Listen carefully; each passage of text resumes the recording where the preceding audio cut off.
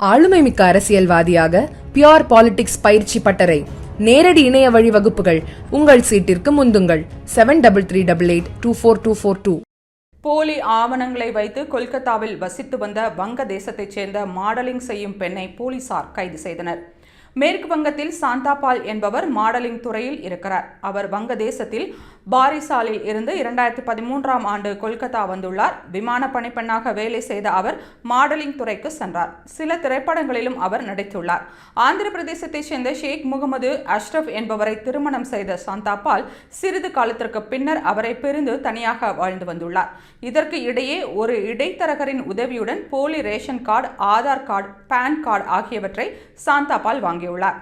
அந்த போலி ஆவணங்களை பயன்படுத்தி வாடகைக்கு வீடு எடுத்துள்ளார். இதுகுறித்து தகவல் அறிந்த போலீசார் சாந்தாபாலை கைது செய்தனர்.